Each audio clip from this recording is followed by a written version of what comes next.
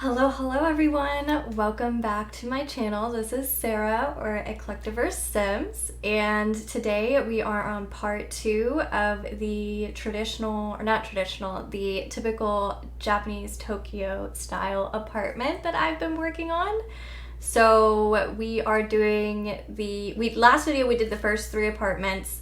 This time we did we did 6 more. So we still have 3 left to complete that I will do in a final video, or maybe it's more.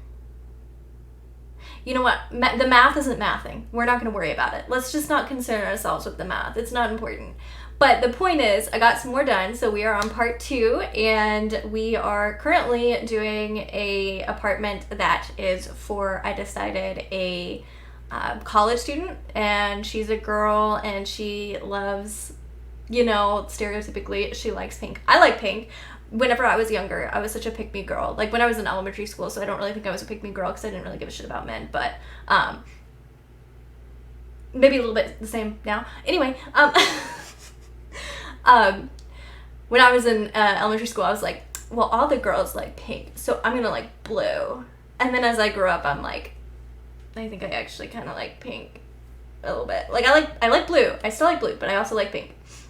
And I had a hell of a time trying to get the unlocks and what is it? Sentiment? Unlock sentiment? Entitlement? I don't know, whatever it is. The BB dot whatever. I had a hard time figuring that out so I could get the correct laptop in there. But I did. I figured it out. Big brain. Big brain.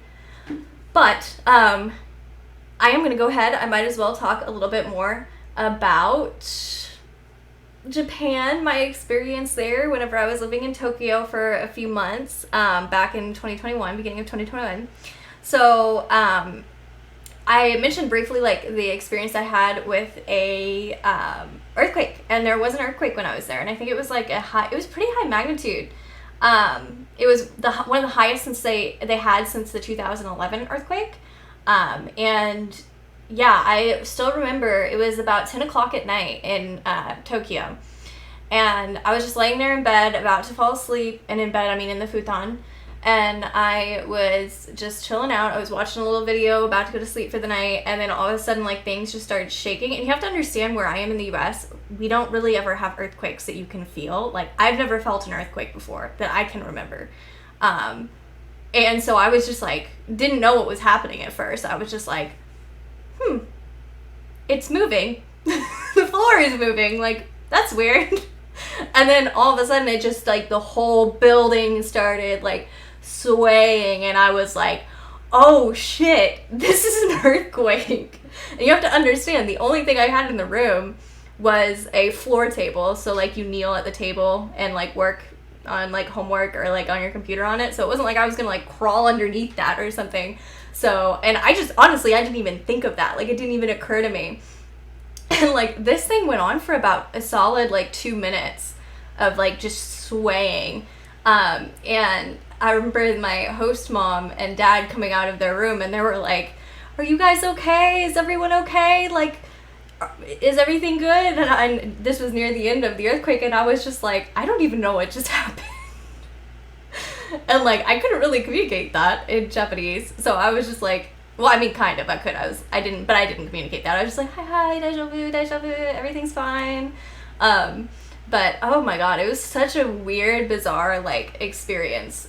Again, having been my first ever earthquake, and it was a pretty big one, and especially when you're in the Japanese buildings that are built specifically to be like sway so they don't break and fall apart, because they have so many earthquakes because they live on all those fault lines. So it's like there was just a lot of movement, and I was like, this is not natural. This is not natural.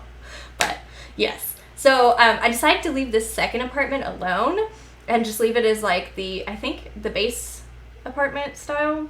And the third one, I decided to make it into an artist's apartment. So we have like an artsy vibe in here. And I used a lot of green. I used that like artsy rug. So I think it's going to look really cool. Or I think it looks really cool anyway. But yeah, so that was my experience with an earthquake in Tokyo. They have a lot of earthquakes there. They have a lot of natural disasters. I'm just like, girl, how do you live with this day in and day out? That's scary.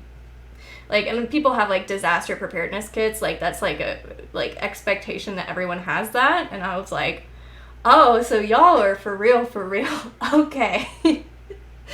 We don't do that in the US. We're just woefully ill prepared for everything always. We love it. Anyway, I should really only speak for myself. I am woefully ill prepared, but let's be honest, this government was ill prepared for a lot of stuff. Not even gonna get into it. Not now. Sarah, this is not the place. Not the time or the place.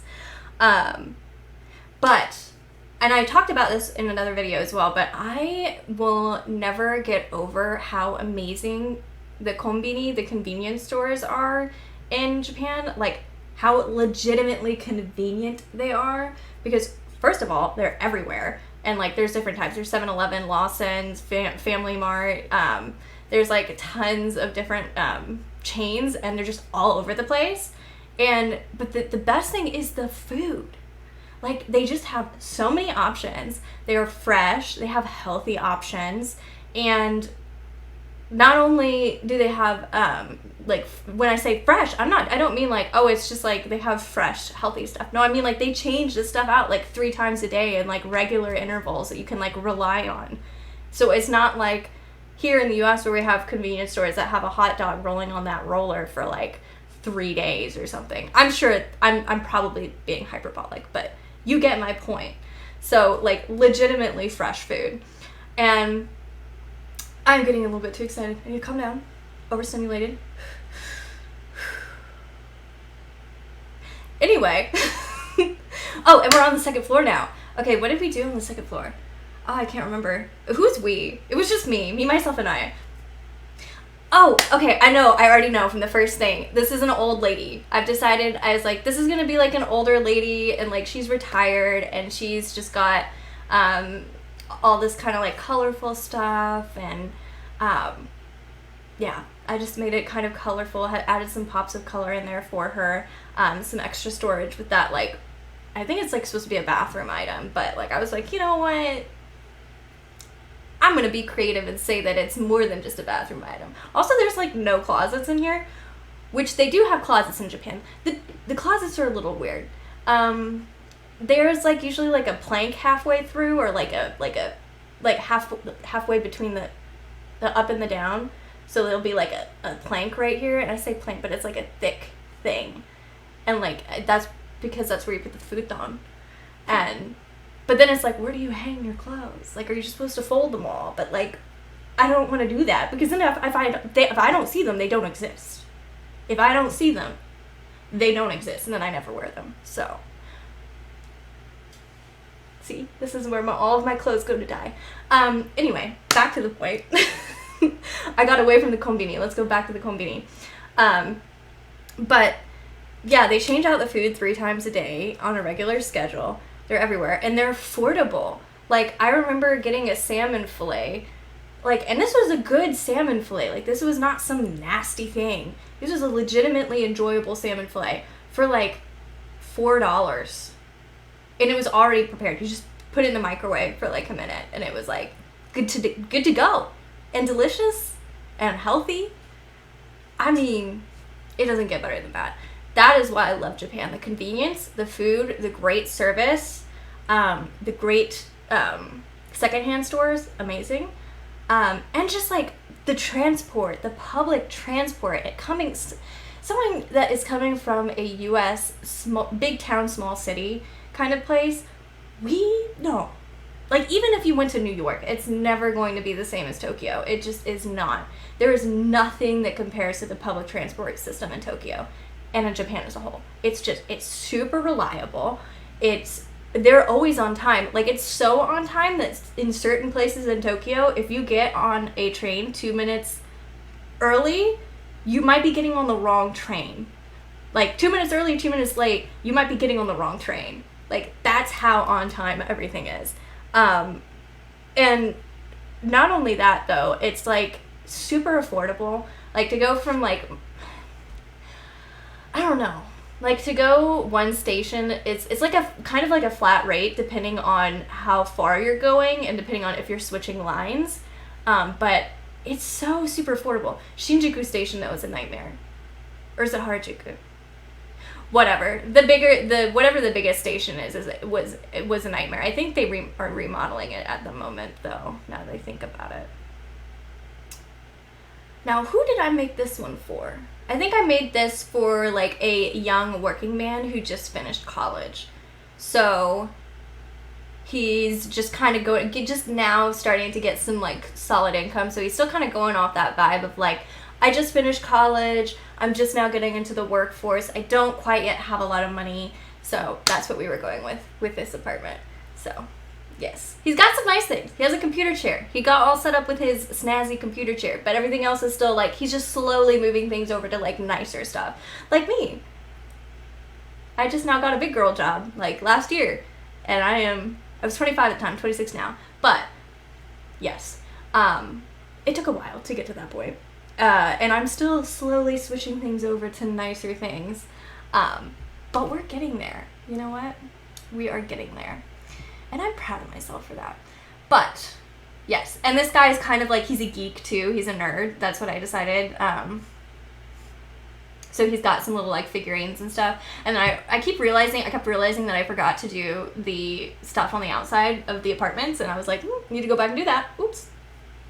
And I oop. Anyway.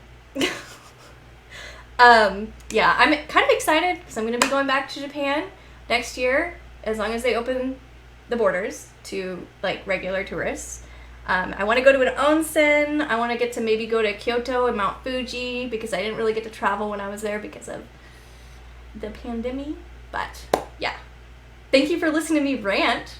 I hope you enjoyed this, and I will go ahead and run through some pictures of these lovely apartment homes for you.